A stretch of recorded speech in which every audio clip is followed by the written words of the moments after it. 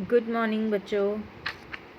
आज हम बात करेंगे क्रॉसिंग ऑफ चेक की। क्रॉसिंग का मतलब क्या होता है, definition, types and rules of crossing. Crossing of cheque का बेसिक फंडा आपको पता होना ज़रूरी है बेटा। क्रॉसिंग ऑफ चेक में जो चेक होता है, चेक रेक्टेंगुलर शेप का चेक होता है, उसकी साइड में ऐसे दो लाइंस लगा दी जाती हैं, पैरेलल लाइंस। उसका मतलब होता है क्रॉसिंग ऑफ चेक। आज का हमारा पूरा चैप्टर इसी पे बेस्ड है। सो क्रॉसिंग ऑफ चेक का meaning, first of all we should know crossing of cheque में क्या होता है। जो क्रॉसिंग ऑफ चेक डिस्क्राइब करता है इंस्ट्रक्शंस। ड्रॉअर जो है, यानी कि जिसने चेक को इशू किया है, वो पर्सन इंस्ट्रक्शन देता है बैंक को कि आप चेक को सिर्फ उसी पर्सन को पे करेंगे जिसके लिए उसको क्रॉस किया गया है। बेसिक अगर मैं सिंपल वर्ड्स में आपको समझाने की कोशिश करूं, तो जब चेक को हम क्रॉस कर देते हैं, उसका मतलब होता है कि वो अकाउंट पे ही होगा, यानी कि इस चेक का पैसा सिर्फ और सिर्फ किसी खाते में जाएगा, किसी अकाउंट में जाएगा। और किस अकाउंट में जाएगा, जैसे कि ड्रॉअर ने इंस्ट्रक्शंस दी हैं उस हिसाब से वो अकाउंट में जाएगा। जब हम टाइप्स की बात करते हैं क्रॉसिंग की, तो टाइप्स में पहली है जनरल क्रॉसिंग और दूसरी है स्पेशल क्रॉसिंग। जनरल क्रॉसिंग में क्या होता है, दो पैरेलल लाइंस, टू लाइंस होनी चाहिए। टू लाइंस जो हैं, दोनों लाइंस पैरेलल होनी चाहिए। जैसे अगर ये चेक है तो इसकी साइड में ऐसे दो पैरेलल लाइंस होंगी। अगर उनके अलावा किसी टाइप की लाइन, जैसे कि पार्ट ए बी सी में दिखाया गया है, ऐसी कोई भी लाइन होती है, या डी और ई में दिखाया गया है, ऐसी कोई भी लाइन होती हैं, तो उन सबको क्रॉसिंग ऑफ चेक नहीं माना जाता। क्रॉसिंग सिर्फ और सिर्फ तभी माना जाता है जब वो टू पैरेलल लाइंस हों, जैसे कि इसमें दिखाया गया है। और ये दोनों पैरेलल लाइंस होती भी हमेशा लेफ़्ट हैंड साइड पे हैं। तो नेक्स्ट आपकी फीचर आ गया कि ये लेफ़्ट हैंड साइड पे ही क्रॉसिंग होगी। कई बार इसमें एंड कंपनी लिख दिया जाता है। एंड कंपनी का क्या है, PNB। जैसे कंपनी का नाम नहीं पता, कौन से बैंक में उस कंपनी का खाता है, उसकी डिटेल नहीं पता, तो एंड कंपनी लिख के उसको क्रॉस कर दिया जाता है कि फलाने अकाउंट में इसको ट्रांसफ़र कर दिया जाए। ये नॉन नेगोशिएबल इंस्ट्रूमेंट होता है, यानी कि अगर मैंने मिस्टर ए को चेक क्रॉस करके दे दिया है, तो मिस्टर ए जो है वो आगे किसी और को उसी चेक को इशू नहीं कर सकते हैं, वो फ्रेश चेक अपने अकाउंट से काटेंगे। तो नॉर्मली ये नॉन नेगोशिएबल होता है, बट इन सम केसेस ये नेगोशिएबल भी होता है, उस पर हम बात बाद में करेंगे। नॉर्मल प्रैक्टिसेस जो भी फॉलो की जाती हैं उसमें ये नॉन नेगोशिएबल होता है, यानी कि ये आगे नहीं दिया जा सकता। अब इसके फ़ायदे क्या हैं, गिव इंस्ट्रक्शंस। सबसे पहले जो ड्रॉअर है वो इंस्ट्रक्शंस दे रहा है बैंक को कि हाँ आप इस चेक को अकाउंट में, दूसरे किसी के अकाउंट में ट्रांसफ़र कर दीजिए। Secondly, paying through the account. ये सिर्फ अकाउंट में ही पे करना होता है, ये कैश में कभी भी पे नहीं हो सकता। जो चेक क्रॉस कर दिया जाता है वो हमेशा खाते में जाता है। Number 3, payment does not amount to the payment in due course. कई बारी क्या होता है, जो पेमेंट है वो ड्यू कोर्स में नहीं होती, फिर भी इस पेमेंट को एज़ पर द इंस्ट्रक्शन करना ही पड़ता है। लेकिन आप इस लाइन को दोबारा पढ़िए बच्चे,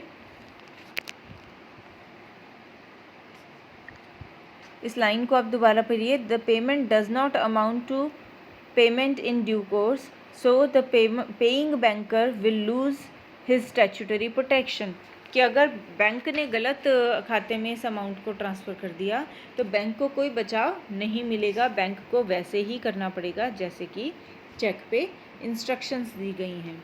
उसके बाद, he has no right to debit his customer's account since he will constitute a breach of his customer's mandate. अगर वो गलत तरीके से बैंक अकाउंट को डेबिट कर देता है तो भी कोई भी लाइबिलिटी जो है वो अकाउंट होल्डर की नहीं बनती है, बैंक की बनती है। सिंपल वर्ड्स में अगर कहें, ये पूरी सूरी बैंक की जिम्मेदारी है कि जिसके नाम पे उस चेक को अकाउंट पे किया गया है वो वहीं पे होना चाहिए। कोई भी गलती का जिम्मेदार अगर बैंक माना जाता है तो बैंक को उसकी खुद ही भरपाई करनी पड़ेगी। उसके बाद प्रोवाइड प्रोटेक्शन। अब जब आपने चेक को अकाउंट पे कर दिया तो आपका चेक सेफ हो गया एक तरीके से। क्यों? क्योंकि जो भी पर्सन उसे अपने अकाउंट में डलवाएगा, आपके अकाउंट से भी डिटेल निकल सकती है कि वो किस खाते में गया है और चोर पकड़ा जा सकता है। अगर वो चोरी किया हुआ चेक हो तो क्लेम वापस भी लिया जा सकता है, तो अकाउंट का प्रोटेक्शन हो जाता है। ये थी हमारी फर्स्ट टाइप ऑफ क्रॉसिंग जिसको हम कह रहे थे जनरल क्रॉसिंग। अब हम बात करेंगे स्पेसिफिक क्रॉसिंग की। स्पेसिफिक क्रॉसिंग में जैसे कि हमने पिछले वाले उसमें देखा था, एंड कंपनी लिख के हमने छोड़ दिया था, यानी कि ये जनरल है, इसके आगे कोई भी बैंक का नाम या कोई भी कंपनी का नाम लिखा जा सकता है।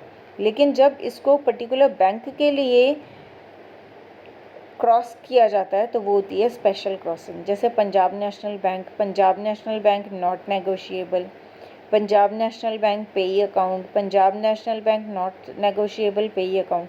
ये जो हमने कहा ना, हम ऐसे करके क्रॉस करेंगे चेक, ये उसके बीच में लिखा जाता है अकाउंट पेई या PNB अकाउंट पेई एक्सेट्रा, तो इसको कहते हैं स्पेशल क्रॉसिंग। अब इसके फ़ायदे क्या होंगे?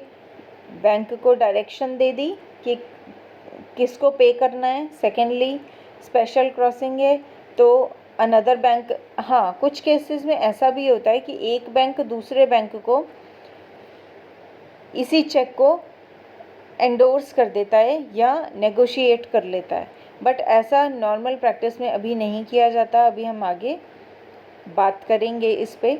अब नॉट नेगोशिएबल ही रह गया है, उसको नेगोशिएट नहीं कर सकते।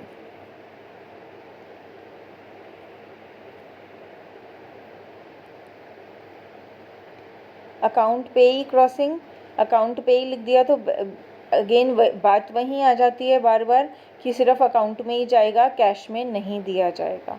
सो अकाउंट पे ही रहता है। अभी थोड़ी देर पहले मैंने आपको बात की थी कि एक बैंक दूसरे बैंक को कई बार फर्दर नेगोशिएट कर देता है, उसको कहते हैं डबल क्रॉसिंग।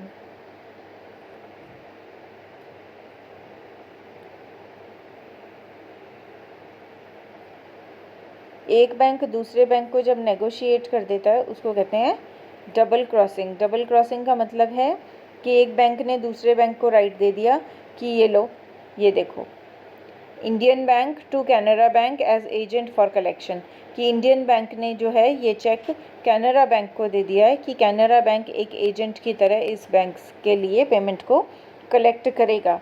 लेकिन अभी की जो करंट गाइडलाइंस हैं उसके अकॉर्डिंग ज़्यादातर ऐसा नहीं किया जाता और ज़्यादातर ये वाली प्रैक्टिस फॉलो नहीं की जाती, तो ये ज़्यादा पॉपुलर नहीं है। क्रॉसिंग ऑफ चेक पॉपुलर है, स्पेशल क्रॉसिंग भी पॉपुलर है, जनरल क्रॉसिंग भी पॉपुलर है, अकाउंट पे भी पॉपुलर है, बट ये डबल क्रॉसिंग पॉपुलर नहीं है। Then next question comes, who can cross the cheque. कोई भी होल्डर है जो चेक इशू कर रहा है वो चेक को क्रॉस कर सकता है। ड्रॉअर, जो भी पर्सन चेक ड्रॉ कर रहा है वो चेक को क्रॉस कर सकता है। और ऐसा भी हो सकता है कि बैंक जिसकी फेवर में चेक को ड्रॉ किया गया है वो बैंक उसको क्रॉस कर दे, वो चेक की सेफ्टी के लिए ऐसा कर सकता है। अब क्वेश्चन ये रेज होता है कि आपने एक चेक को क्रॉस कर दिया और बाद में आपको लग रहा है कि नहीं, ये तो मुझे क्रॉस करना नहीं था। सपोजिंग आपने एक स्वीपर को या एक मेड को चेक काट के दे दिया और आपने उसको क्रॉस कर दिया कि उसके खाते में पैसा चला जाएगा, लेकिन वो इन टर्न या एक फैक्ट्री का मज़दूर है वो कहता है मेरा तो जी खाता ही नहीं है यहाँ पे, मैं पैसे कैसे लूँगा, तो आपको उसको कैश में देना है या आपको उसको ऐसी सुविधा देनी है कि वो चेक दे के कैश ले ले, तो उस केस में आपको ओपनिंग ऑफ क्रॉसिंग करनी पड़ती है। ओपनिंग ऑफ क्रॉसिंग का मतलब क्या है?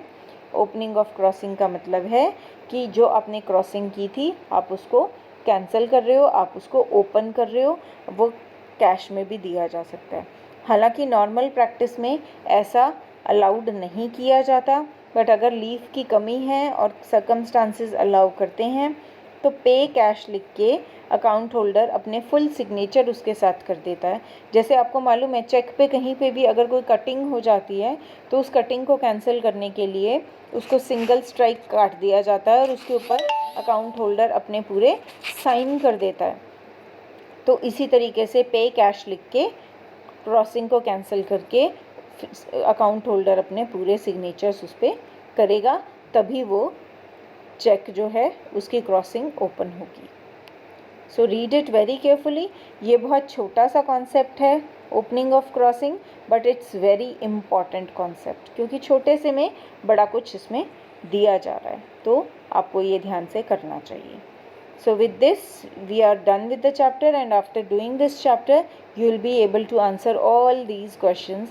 So read the chapter very carefully, and whatever problems you are facing you can discuss with me definitely online anytime. Okay beta, have a nice day. Have a recap of the chapter once. आज हमने crossing का meaning किया, तो उसकी types की, general crossing क्या होती है, कैसे होती है, उसके क्या फ़ायदे होते हैं, स्पेशल क्रॉसिंग क्या होती है, उसके क्या फ़ायदे होते हैं, नॉट नेगोशिएबल का क्या मतलब होता है, अकाउंट पेई का मतलब, डबल क्रॉसिंग का मतलब, कौन क्रॉस कर सकता है, और फाइनली आपको ये भी करना है कि ओपनिंग ऑफ क्रॉसिंग कैसे की जाती है। तो छोटे छोटे बहुत इंपॉर्टेंट बहुत सारे एस्पेक्ट्स हैं। Hope you understood the video and hope you will do the work very carefully.